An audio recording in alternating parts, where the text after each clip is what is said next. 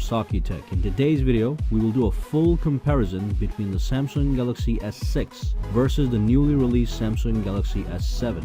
So as you know, the S6 was released in April 2015 and the S7 on March 2016. Even today, the S6 is a well-designed, gorgeous phone that packs a powerful punch even with its early 2015 specifications. But with the release of S7, people are asking questions. Is it worth upgrading to the more expensive S7 from the S6, or shall I get the S6 or the S7, or how much better is the S7? A little bit or too much? These are all valid questions, and in this video we will answer all of them and give you a precise conclusion. So let's dive in. Let's take a look at the build and design. Both the S6 and S7 are gorgeous phones. They are meticulously crafted out of metal and glass with no trace of plastic. The bezel of these phones is all magnesium alloy, whereas the front and back panel of these phones is built using Corning Gorilla Glass, which is one tough piece of glass with best-in-class durability and scratch resistance. The slight design difference between the S6 and S7 is that the S7 has a slight curve on the rear glass panel, while the S6 has a full flat rear glass panel. This will allow for better hand placement. Now, as for button and port placement, everything has remained the same. Both the S6 and the S7 will satisfy your thirst for build and beauty, hence we don't have a winner in this category. Now let's quickly talk about water resistance. While the S6 has no resistance against water, the S7 has a pretty solid IP68 grade water resistance. You can basically submerge this phone in up to 5 feet of water for 30 minutes and it will come out with no water damage. Of course, you're not going to do that. What you are going to do is fearlessly pull your S7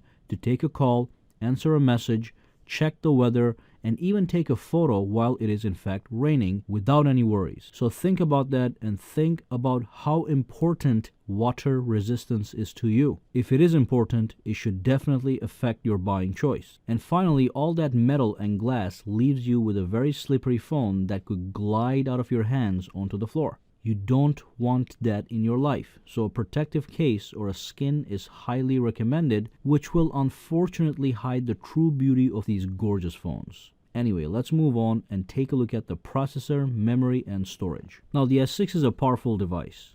It sports a 64-bit Exynos 7420 octa-core processor. Octa stands for 8. First set of 4 of the cores are clocked at 2.1 GHz, and the second set are clocked at 1.5 GHz. You also get 3 GB of RAM. S7 is faster. There will be 2 processor options based on the market. Now, the US, Chinese, and Japanese markets will be getting a powerful 64-bit quad-core Snapdragon 820 processor clocked up to 2.2 GHz. The European and Asian markets will get a powerful 64-bit Exynos 8890 octa-core processor. Again, we have 8 cores, 4 at 2.3 GHz, and 4 at 1.6 GHz. S7 will have a whopping 4 GB of RAM. On top of the processor improvements, the S7 brings back the cherished feature of microSD expandable storage. You can buy a 32 GB S7 with the ability to add an additional 200 GB of extra storage using a microSD card. I love this, as you can separate all your music, movies, and photos from your main storage. This is obviously a major feature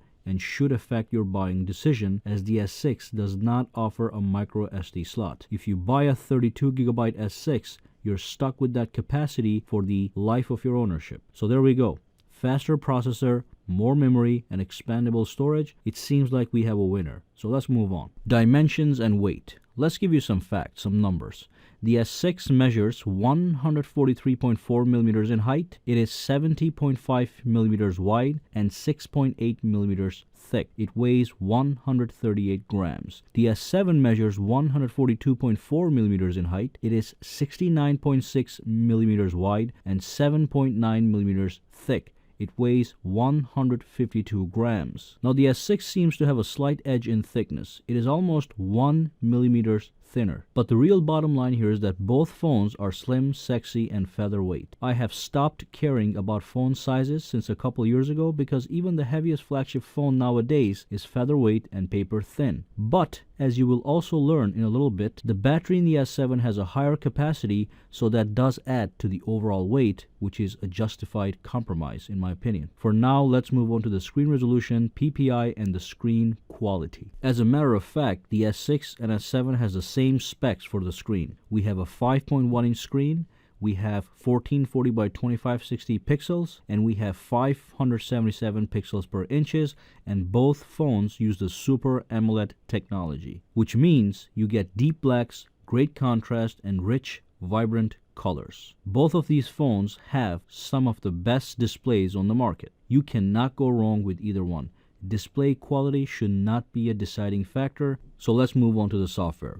On both phones, we have the latest version of Android Marshmallow with Samsung TouchWiz overlay. If your S6 hasn't received the Marshmallow update yet, it soon will. So we will assume both phones are running Android Marshmallow for the comparison. This also means that you get very similar software experience, but the S7 is slightly snappier due to that newer processor. So let's not forget what this is. This is in fact Android, therefore you get all the perks of Android system, which means you get extensive customization and personalization, so you can tweak the look of your software experience to your own sense of style. You can even install and download themes, which is going to transform the way your phone looks. Now there's only one thing that the S7 has software-wise that the S6 doesn't, which is what Samsung calls the always on display. So let's take a look at the camera. We do have a tough comparison here. On the one hand, we have the S6 with a 16 megapixel rear camera with an aperture of f1.9, and on the other hand, we have the S7 with a 12 megapixel rear camera with an aperture of f1.7. Both these cameras are world class, but there are two things you will get on the S7 that will be significantly better. The first one is you will get stupid fast autofocus due to the new dual pixel image sensor, and the second one is you will get better low light photos due to that larger f1.7 aperture and of course faster autofocus even in low light. Now those are just facts, but it is imperative to understand that the S6 camera is an absolute success. It takes sharp and gorgeous photos, and so does the S7, but S7 does it faster and it takes better low light photos. That's the big and main difference. Now as for video, you will be able to record in 1080p at 30 or 60 frames per second, and you can also record in 4K in 30 frames per second on both phones. On the S6, you can record slow motion videos at 720p with 120 frames per second, but on the S7 you get an upgrade. On the S7 you get to record slow motion videos at 720p at 240 frames per second. And of course, being that the S7 is the newer device, you also get some software enhancements that will give you some extra features such as stabilized time-lapse videos. And finally, on the front we have a 5 megapixel camera on each phone with an aperture of f1.9 on the S6 and f1.7 on the S7. Again, the larger aperture on the S7 will result in better low-light photos for the front-facing camera. If you like to take selfies at nighttime, this might be good for you. I personally don't care about selfies. So let's move on and take a look at the battery life and some charging features. So the S6 has a battery capacity of 2550 milliamp hours and the S7 has 3000 milliamp hours. The difference in battery capacity translates to a longer battery life. S6 honestly doesn't have such a great battery life. It drains fast and under heavy use, it will be gone before the day is over. But the 3000 milliamp hours battery in the S7 will give you a full day of use under medium to heavy use. Additionally, both phones have some amazing software features such as the Ultra Power Savings Mode, which transforms your smartphone into a black and white bare minimum device only good for calling, texting, and other basic functions such as being able to use the calendar or the calculator. You cannot watch movies, play games, no fancy media, just the basics. This would allow you to survive for a full day on a 10% battery life if you were stranded.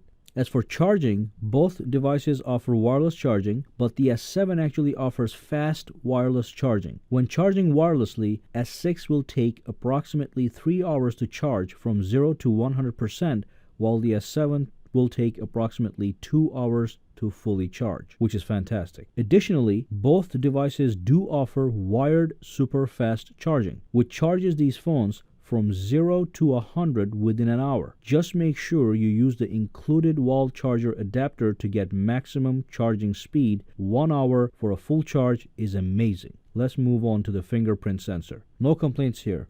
Both phones offer super fast touch to unlock fingerprint sensor that works with a 99% accuracy every single time. It is easy to set up, easy to use, and fast to unlock. Cannot ask for more. Let's move on. Alright, so as we have said earlier, let's do a quick benchmark comparison between these two phones. Using the Geekbench benchmarking tool, which simulates real-world scenarios to stress test these devices to their absolute maximum. All we have to do is kill all the background tasks on each device and then launch Geekbench and run Geekbench. And then I'll fast forward to the end to save time, and we can inspect the results to see which one is faster. No surprises here. The S7 on the left wins in multi-core and single-core scores. You can see what the scores are. Let's move on. Alright, so let's do a meaningful conclusion by listing firstly what has actually improved in the S7, and then we will look at what hasn't improved. So here's a list of the improvements. You get a faster processor and more RAM. You get expandable storage that allows for an additional 200 gigabytes of storage via a micro SD card. You also get IP68 certified water resistance, which, as we have said, is fantastic. You get a large 3000 mAh battery that will make a difference in battery life, and also a new camera with significantly faster autofocus and significantly better low-light performance. And now let's list what hasn't improved or what has remained almost the same. So the design and build is mostly the same. Both phones look gorgeous. You have similar battery management features such as the ultra power savings mode, and also charging features such as wireless charging and fast wired charging. You have the same amazing screen quality and high resolution. Both phones are lightweight and slim, and you have a similar software experience. Now, based on those facts, do I think you need to upgrade to an S7? It truly depends on your needs. Are the improvements worth it? Carefully review them and make a decision based on your own review. Just remember that the following 3 new features on the S7 should carry a lot of weight in your buying decision. Number 1, the water resistance. Number 2, the expandable storage via the SD card. And number 3, the large battery. If those 3 things are very important, then the choice is clear. Otherwise, S6 will satisfy your thirst for a top-of-the-line phone without any problems. And also, if you noticed, I did not mention the camera